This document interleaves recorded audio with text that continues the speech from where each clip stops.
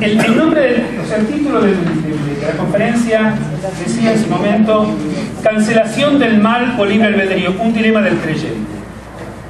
¿A qué me refiero?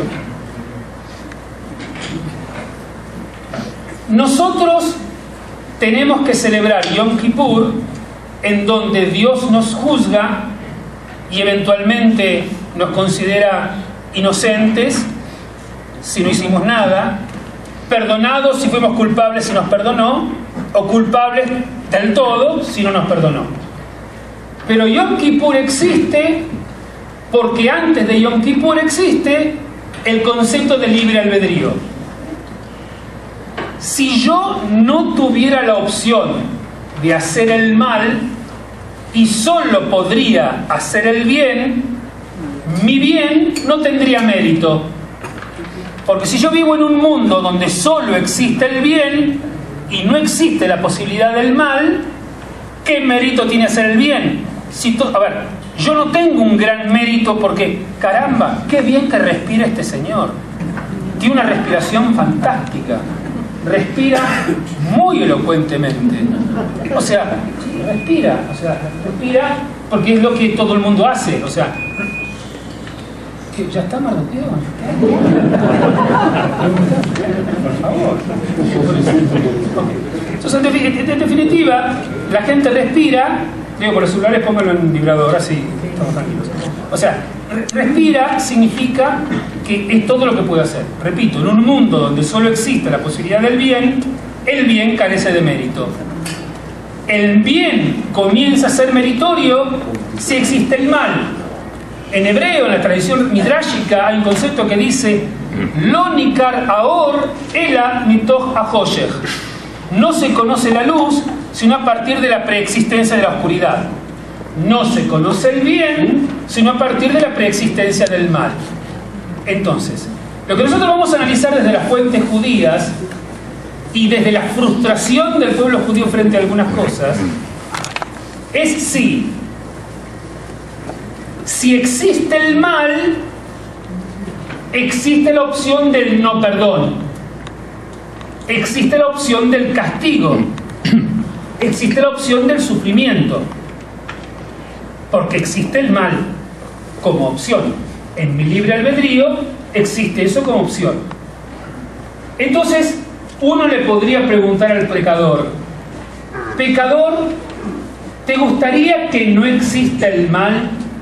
Así solo podés hacer el bien y estás libre de sufrir, porque como solo podés hacer el bien, jamás te castigarían y nunca estarías sufriendo. ¿O preferís tener la opción del sufrimiento, la opción de la angustia y la opción de la tristeza, porque existe el mal, aunque vos puedas elegir el bien? Esto es lo que nosotros vamos a analizar desde el punto de vista teológico, bíblico y talmúdico. ¿Qué te diré? Quiero comenzar con un pensamiento sencillo. Vamos a ir lo que llaman en hebreo minakal el akabet, desde lo sencillo hasta lo complicado. La relación del pueblo judío con Dios es una relación que puede ser definida como una relación de amor, pero por sobre todas las cosas, la relación del pueblo judío con Dios es una relación de un pacto. O sea, el pueblo judío pacta con Dios. En el capítulo 19 del libro de Éxodo, el pueblo judío pacta con Dios, donde Dios le dice: ¿tú estás de acuerdo con recibir la Torá? Hay un par de midrashim muy lindos con respecto a eso. ¿Tú estás dispuesto a recibir la Torá y aceptar los preceptos? Ergo, yo soy tu Dios y tú eres mi pueblo.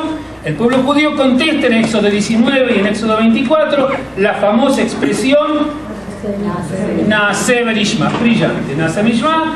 Tanta pasión tenían que dijeron poco intelectualmente, pero muy emocionalmente: vamos a cumplir y después vamos a escuchar. En general, uno escucha y si le parece bien, dice: bueno, ok. Acá la fera tan ciega, dice: sí, lo vamos a hacer. Pero no quieren escuchar primero. No. Nosotros ya nos gusta, vamos a escuchar después. ¿Qué se comprometía el pueblo judío con Dios? Creer en Dios, ¿qué más? Transmitir la Torah, ¿qué más? Bueno, la cuestión de la iluminación con los goín vino después, ¿cierto? O sea, primero puertas para adentro. ¿Para qué se comprometía el pueblo judío? Hacer el brit, cumplir con las mitzvot, ¿sí? ¿Alguien dijo por ahí? ¿Escuché? El Shabbat, los 10 mandamientos. Muy bien, a todo eso se cumple. Muy bien, la creencia en un solo Dios, el judaísmo, excelente. Ok, y un montón de cosas más. ¿A qué se comprometía Dios con el pueblo? A cuidarlo. A cuidarlo al pueblo, ¿qué más? Llevarlos a Israel. Muy bien. Elemento importante, no se olviden de ese punto porque va a ser problemático en nuestra plática. Llevarlos a Israel. O sea, el elemento central de la promesa de Dios como parte del pacto es llevarlos a la tierra prometida. O sea, concretamente, el elemento central del pacto entre Dios y el pueblo de Israel es que el pueblo de Israel lo elige a Dios como Dios, cumple con sus mandamientos, lo respeta y no se va con ningún otro Dios, y Dios elige a este pueblo, lo saca de la servidumbre, lo guía por el desierto y lo lleva a la tierra prometida. En términos banales sería lo siguiente, en términos banales. La tierra de Israel es el local que Dios le alquila al pueblo judío. El pueblo judío paga el alquiler mensualmente con mitzvot y con lealtad. Todo el tiempo que el pueblo judío pague el alquiler con mitzvot y lealtad, Dios, que es el dueño de la tierra de Israel, del local, se lo deja. En el momento en que el pueblo de Israel no le paga con mitzvot y qué sé yo, Dios eventualmente tiene el poder para decirle: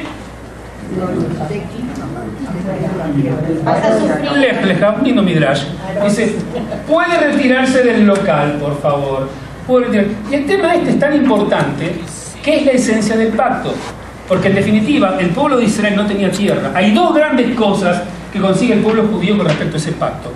Uno, la ética del monoteísmo, en consecuencia la creencia en un solo Dios, y toda la ética de conducta moral que se divide de la creencia en un solo Dios. Muy sencillo, si yo creo en dos dioses y tengo que mantener a los dos dioses contentos, porque si no uno puede castigar, ¿viste? Uno me abraza, el otro me castiga, entonces siempre tengo que estar con lealtades y a veces los dioses son antagónicos. Entonces, ¿qué Dios representa lo correcto? ¿Con quién tengo que tener lealtad? Entonces, cuando hay un solo Dios, ese es el Dios al cual vos te adherís y es el principio de honorabilidad y de justicia y de lealtad que te está presentando. Entonces, básicamente, la relación entre Dios y el pueblo de Israel es una relación contractual, una relación factual. Bárbaro. Muy bien, eventualmente el pueblo de Israel comenzó a claudicar. Dice, bueno, 10 mitzvot, oye, 9 es suficiente, 9. Y la una no, 9. Quien dice 9 dice 8. Quien dice 8 dice 7. Entonces Dios comienza a... O sea, ¿qué está pasando acá? Comienza a enojarse, comienza a plantear, comienza a hablar, etcétera, etcétera. Entonces Dios le dice, un momentito, cuando yo les entregué la Torah a ustedes, deja que continúe con la práctica y después, cuando Dios pactó con los hijos de Israel, Él había pactado y les preguntó a ellos, ¿quieren este pacto? En el capítulo 19, Dios lo manda a Moshe, que Moshe era el broker, ¿no es cierto? Va y le dice, pregúntale al inquilino potencial si quiere aceptarme a mí como Dios, si quiere que se yo. El pueblo dice, Naaseh Nishma, como dijimos, tanto fanatismo que no dijo, vamos a escuchar y después vamos a analizar. No, vamos a hacerlo y después vamos a escuchar. Es decir, que ellos tuvieron el libre albedrío. Entonces Dios les empieza a decir, pero perdón, yo no los obligué a ustedes a aceptar el pacto. Están pecando por todos lados, no están cumpliendo con los preceptos. Yo cumplo con mi pacto porque los protejo y los mantengo en la tierra de Israel, pero ustedes que tienen que devolverme con el alquiler, cumpliendo con los preceptos que yo tengo y haciendo lo que yo les pido, no me están respetando. Entonces Dios comienza y manda su primera advertencia. Hay muchas, pero una primera advertencia de las más fuertes. Ahora, por favor, en la página 3, vamos a leer el número 7 de la página 3. El número 7 de la página 3, número 7 de la página 3 dice así: a los cielos y a la tierra llamo por testigos hoy contra vosotros, de que os he puesto delante la vida y la muerte. Atención con esto. Está en el libro de Deuteronomio, está planteando lo siguiente: a los cielos y a la tierra llamo por testigos. ¿Cuándo una persona va a decir, pongo por testigos al cielo y a la tierra? ¿Cuándo alguien va a decir una situación así?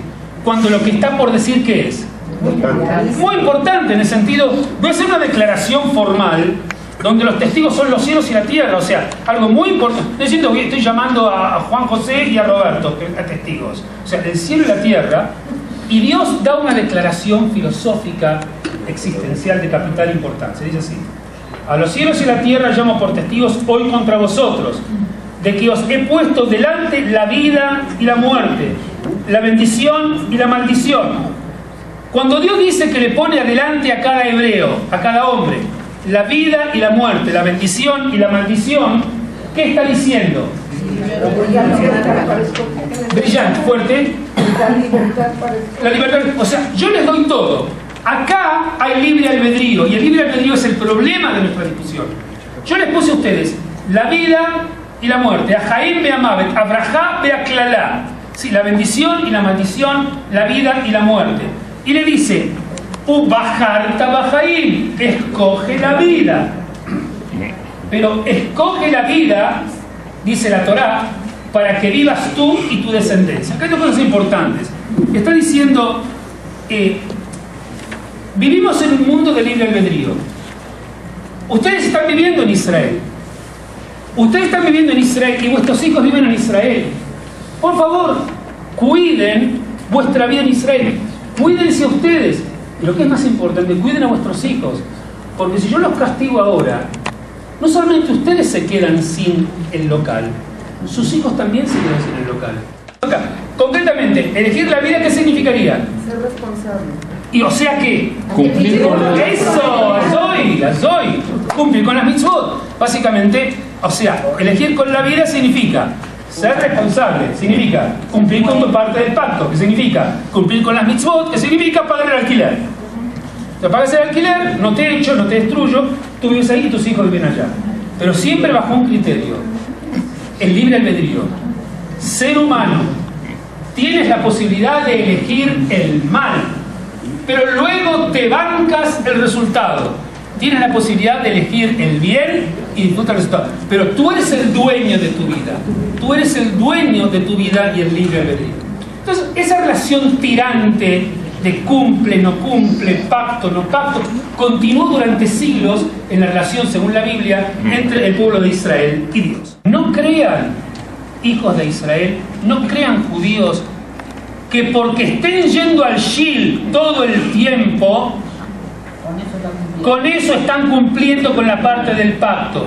No crean eso, porque ir al Shil es maravilloso, pero si no está acompañado por contenido y por compromiso, si no está acompañado por lealtad, con humildad, con solidaridad auténtica, no sirve. No crean, segundito, no crean que porque ustedes digan voy al Beit HaMikdash y estoy visitando el Beit HaMikdash, Dios no va a destruir el Beit HaMikdash porque la gente va al Beit HaMikdash. El Beit HaMikdash es la expresión del amor entre el pueblo judío y Dios. El Beit HaMikdash es la expresión de una sociedad sana, humilde, solidaria, honesta y buena. Pero si el Beit HaMikdash es solamente Beit HaMikdash, es una cáscara que ni el propio Dios valoraba. Entonces le contesta, y Jeremías sigue diciendo, pero si de veras mejoráis vuestros caminos y vuestras obras, no solo yendo al Shil, al Beit HaMikdash, si en verdad practicáis la justicia entre el hombre y su prójimo, y no oprimís al extranjero, al huérfano o a la viuda, ni en este lugar derramáis sangre inocente, ni explotáis al débil, ni te aprovecháis de tu poder económico, ni vais en pos de dioses extraños, dioses extraños por ser el dios del dinero, el dios del poder, el dios de la coima, el dios del acomodamiento político.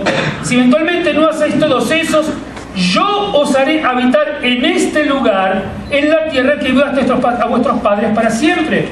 Pero si cumplís con eso, no me vengas a poner a mi cara que está yendo al Shil, porque no alcanza. Muchos van al Beit HaMikdash y hacen teatro de cara de culto. Tienen cara de Shil y estómago de malvados. Entonces dice esto: lo voy a destruir si lo único que hacen es la formalidad de la cáscara del culto. Necesito que los contenidos estén dados fuertemente. Básicamente, eso decía David Ben Gurión, el ministro de Israel, así que bueno, lo puedo citar yo. Entonces, básicamente, porque en definitiva, yo le dije, el primer grupo, uno de los grupos después de la destrucción, dijeron, ¿qué es lo que nos va a pasar? No, lo que dije antes, nos va a pasar en el futuro. Porque en definitiva, pecamos tanto que Dios nos castigó. ¿Quién puede garantizar, primero, si Dios nos va a dar la oportunidad de volver? Y segundo, si Dios vuelve, así como la primera vez nosotros lo arruinamos, nosotros lo estropeamos, ¿quién puede garantizar que si tenemos una segunda oportunidad nos va a ir mejor? Entonces Dios, para callar ese miedo, le transmite a Jeremías que le diga: Venatati et torati bekirbam ve'al libam echtavena. Voy a poner mi Torah, mi ley, mis principios, bekirbam, en su interior, por la traducción de acá, en su interior, y las voy a escribir en su corazón. Ahora, escuchen esto, bien, piensen. Acá hay un juego bíblico. Si las va a escribir en el corazón, las va a escribir en el corazón. ¿Y dónde no las va a escribir? No, en las tablas, en las piedras brillantes. En este nuevo pacto, el corazón se vuelve en las tablas. ¿Por qué? Porque cuando yo lo escribo en las tablas, yo las miro y digo, ¿la obedezco o no la obedezco? Pero es externo, por eso yo tengo libre albedrío. Por eso Dios puede decir: Atov be'arra ahaim be'amavet abraja be'aklala basarta bahaim. Cúmplela, elígela, tienes acá. Pero cuando Dios le dice al pueblo, Natati et torati bekirbam be'alibam echtavema, puse la Torah en el corazón de ellos y la escribí en el corazón de ellos, lo que está diciendo, fíjense antes de opinar, dice: pondré mi lengua en su corazón y escribiré en su corazón. ¿Y qué es lo que va a poner? Yo seré su Dios y ellos serán mi pueblo. O sea que el pacto es el pacto de vínculo entre los dos. Pero esta vez no está externo en la tabla, está metido en un chip adentro del corazón del hombre. Entonces sigue diciendo: y no enseñará más ninguno a su prójimo ni ninguno a su hermano diciendo: conoce a Adonai, porque todos me van a conocer, desde el más pequeño de ellos hasta el más grande, dice Adonai. ¿Por qué todos lo van a conocer? Que naces con él. Porque nacen con eso, con el chip. Ahora vamos a llegar, dice: porque perdonaré la maldad de ellos y no me acordaré más de su pecado. Pero Yomru y Shedut Adonai, Kikulam Shedut Adonai, Bimiktanam Beat Dolam, todos lo van a saber. Entonces Dios acá le está diciendo, ¿qué es lo que está pasando? Jeremías le propone al pueblo lo siguiente, le dice: no sufran más. ¿Cómo no vamos a sufrir? Mira todo lo que nos pasó. ¿Y quién nos asegura, si nosotros decimos a Israel de vuelta, que no vamos a pecar? Yo les aseguro. ¿Cómo? Les aseguro anulándoles el libre albedrío. Ahora, escuchen esto bien. Quiero que piensen bien. Anulándoles el libre albedrío. Ya no voy a escribir la ley en la Torah afuera, la ley para que la elijan. Voy a meterla con un chip, voy a apretar un botón, meto el chip adentro del corazón, se cierra, y ahora el chip les va a guiar toda la vida de ustedes. Entonces, cuando de pronto vos querés, voy a pecar, el chip no estás programado para pecar. No podés pecar. Quiero comer un pedazo de jamón. No podés, porque estás programado para no pecar. Entonces tu vida, todos comen kasher, todos son solidarios. Uno está triste, 3.000 tipos corren a socorrerlo. Uno dice: ay, quisiera un sanguchito de pastrón. 1.000 almaceneros judíos van y le dan un sanguchito de pastrón. O sea, solidaridad por todos lados. Ahora yo les pregunto, pero vuelve a ser lo primero que dijo usted: si solo todos son buenos, entonces ¿cuál es la gracia? Entonces yo les pregunto a ustedes. Pero ahora tiene un elemento más que al principio de la charla no tenía. Y es: la terrible desgracia de la Shoah, la terrible desgracia de la destrucción del Beit HaMikdash. Entonces, si ustedes fueran miembros de esa generación, yo creo que opinan esto. Si ustedes fueran miembros de esa generación, que vieron con sus ojos eso, y que están desesperados que no hay teshuvá, que no hay retorno, que no hay salvación, la propuesta teológica de Jeremías que dice que esta es otra ley, otro pacto, es el pacto del chip, donde se pierde el libre albedrío, pero también se pierde el riesgo del castigo. Se pierde la voluntad de elección, pero también se pierde la posibilidad de sufrir con otra Shoah. ¿Con qué se queda? Piensen bien. Piensen bien. ¿Qué elige el pueblo? ¿Qué elige? O sea, la libertad del libre albedrío o la tranquilidad de la moral plena, aunque sin libre albedrío. Y por supuesto la salvación eterna. ¿Qué elegimos y por qué? Y justifiquen. O sea, en definitiva, si a ustedes les parece que la propuesta del bueno de Jeremías, ¿no es cierto?, es una propuesta equivocada, ¿ustedes creen, les pregunto a ustedes, más allá de la opinión de ustedes, ¿ustedes creen que es una propuesta estúpida la de Jeremías? ¿Ustedes creen que es una propuesta totalmente fuera de lugar la de Jeremías? ¿Es una propuesta de esa generación? Bueno, ¿cómo debaten ustedes esta situación? Tengan en cuenta, esa generación, ese pueblo, el Jeremías, la pierde el libre albedrío, pero la salvación garantizada de que no va a haber más castigo. Así como este grupo sentía que Dios lo había abandonado y que por ahí, porque se quemó Jerusalén, ya no iban a tener de venir, porque decían, nosotros tenemos miedo de volver a pecar, ¿y qué pasa si nos pasa de vuelta? Por eso Jeremías le propone lo del chip. Hay otros grupos que dijeron, Dios no es justo. Igual que la Shoah, también en la Biblia se registra un grupo de gente que plantea que no existe la justicia divina, que no existe, y que en definitiva, sobre todo lo que se llama literatura sapiencial, o en hebreo Sifruta Jochma, libros como el libro de Job, como el libro de Coelet, Eclesiastés, ¿no es cierto?, como el libro de Mishlei, donde se comienza a resquebrajar el monolito del vínculo de fe absoluta en la bondad divina. Y surgen textos que cuestionan a Dios. El texto que cuestiona a Dios es una expresión de la frustración de algunos que estuvieron también ahí en el Beit HaMikdash en esa época. Igual que en la Shoah. Algunos dijeron, momentito, yo no merezco la destrucción de Jerusalén. Momentito, yo no pequé tanto. Yo no merezco esto. No, pero qué sé yo, pero que digan lo que quieran. Yo fui un buen tipo, yo no merezco que se me hayan muerto mis hijos en Jerusalén cuando se incendió la ciudad. Yo no merezco haber perdido mis campos, haber perdido mis amigos y la desgracia y ver estos cadáveres tirados por el piso, como cuenta el Talmud en Jerusalén. Yo no merezco esto.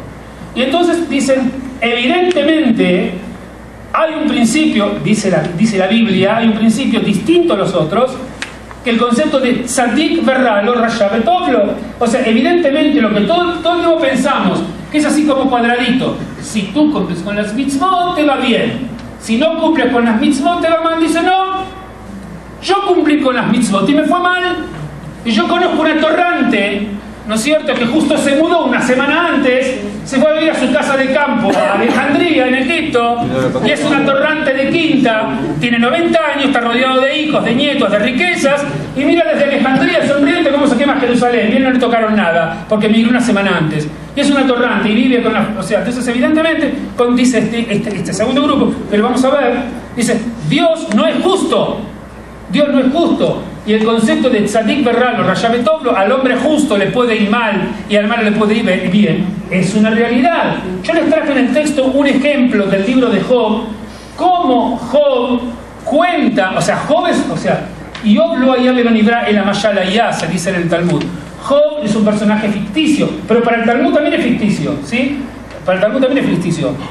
Job, según el Talmud, dice que lo escribió Moshe ese texto, o sea, no tiene nada que no es una cosa real. Entonces, en el sentido de que Job representa no al grupo que vimos del Chi, sino a otro, al grupo que se levanta indignado y le dice a Dios, eres injusto, no existe la justicia divina como nos enseñan nuestros padres y abuelos. Aquí hay algo raro de Job. Fíjense lo que escribe Job. Ahora, lo maravilloso es esto, que esto lo escribe Job como representando la frustración por la injusticia divina en la vida, y que nos habla igual que nosotros o igual que nuestros abuelos, o algunos de nuestros abuelos que sobrevivieron a la Shoah. Dice así. Ahora, piensen, mientras yo leo esto, piensen en los judíos que dijeron: yo no pequé, Dios es injusto. Piensa así, dice así: ¿cómo Dios me humilló y me soltó la mano? Me han perdido el respeto y se burlan de mí. Una gran tristeza embarga mi alma, todo el tiempo me domina la aflicción. Por las noches el dolor me corroe los huesos, el sueño se me va y ya no encuentro reposo. Tú, oh Dios, me sujetas la ropa por el cuello con tal violencia que siento que me ahogo. Tú me has derribado por el suelo y ahora soy como el polvo, solo soy ceniza. Clamo a ti y no me escuchas. A ti recurro y ni siquiera me miras. Te has vuelto muy cruel conmigo, Dios, pues me atacas con tu mano poderosa. Me has hecho volar por los aires y por los aires vuelo como nada. Bien sé que me llevas a la muerte, Dios, a la mansión reservada para todos los mortales. Si acaso me he conducido con mentira o me he apresurado a engañar a todo el mundo, que Dios me pese en su balanza, pero haz justicia, Dios, haz justicia, para que compruebe que soy inocente.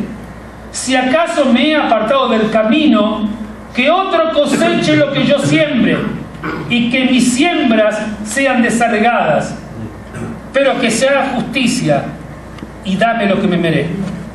¿Qué falta agregar? ¿Ok? O sea, este es un hombre de fe, pero está enojado porque sí, es un hombre de fe, pero ¿cómo se vincula con Dios? De la rabia. Con rabia y con dolor. Entonces, para cerrar y para dar preguntas, ¿cómo estamos con el Marco? Entonces, ¿qué elegimos? ¿Qué elegimos? Elegimos Jeremías, no libre albedrío. Elegimos el libre albedrío en la dinámica de Dios como determinista de las cosas, ¿no? Elegimos a Job, que exhorta a Dios y lo denuncia a Dios por cómo es la vida. ¿Qué elegimos?